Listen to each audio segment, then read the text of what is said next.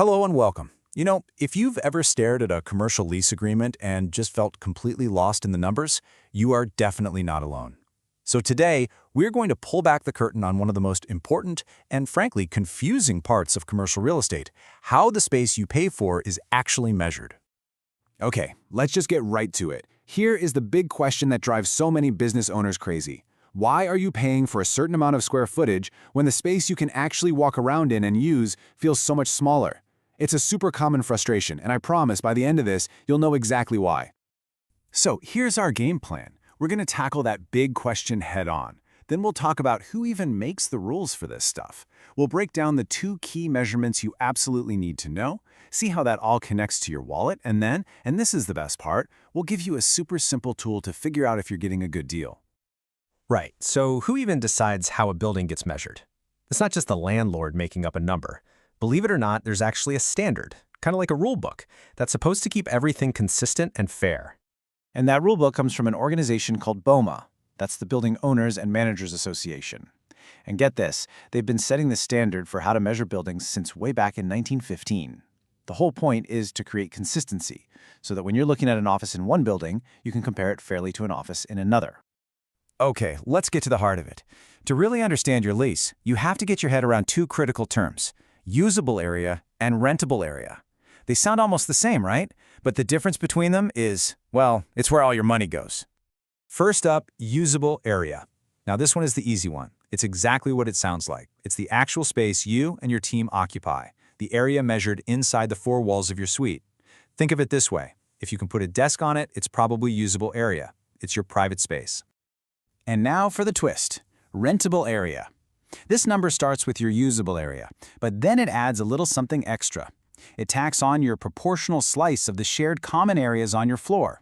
You know, the hallways, the restrooms, the elevator lobby, that kind of stuff. The logic is, hey, you and your employees use these spaces, so you pay for a small piece of them too. So let's just boil it down. Your usable area, that's your private space. Your rentable area, that's your private space plus your share of the common areas. You only get to lock the door on one of them, but you pay rent on both. And that is the key distinction.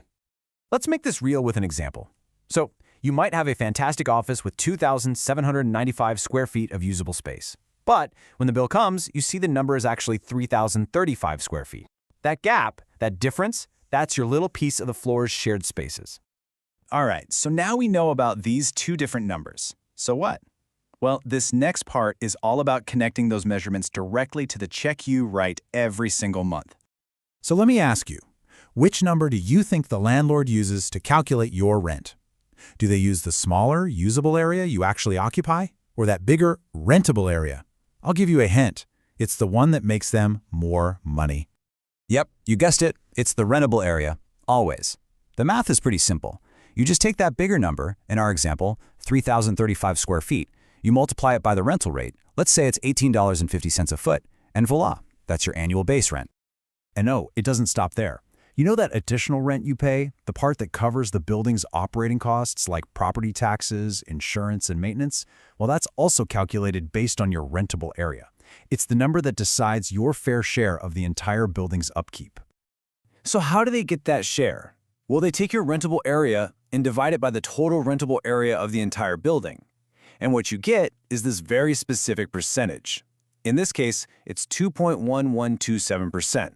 That little number is exactly your portion of the whole building's operating costs.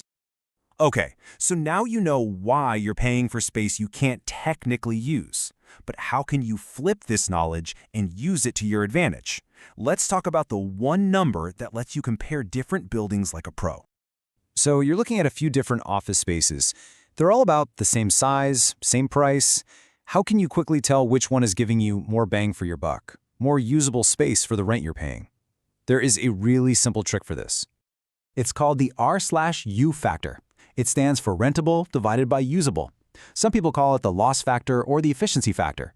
Whatever you call it, it's just a single number that shows you how much extra common area you're paying for. And here's the golden rule. The lower the number, the more efficient the space is. You're getting more usable space for your money. Let's run the numbers. Say you're looking at a space and the landlord tells you it's 1,650 square feet. That's your rentable area. But then you get the plans, or you measure it yourself, and you find out the actual usable space, the room you can put stuff in, is only 1,450 square feet. The math here could not be easier. You just take the big number, rentable, and divide it by the small number, usable. And what do you get? In this case, 1.1379. This one little number tells you everything. It means that for every 1 square foot of space you can actually use, you're paying for about 1.14 square feet. Now, if you look at another building and its factor is, say, 1.20, you instantly know this first space is a more efficient, better deal. So, the next time you're touring a potential new office, you are armed with a powerful new question. Don't just ask for the square footage. Ask for the rentable and the usable square footage. And before you even think about signing a lease, always ask, what's the RU factor? It's a simple question that could literally save you thousands.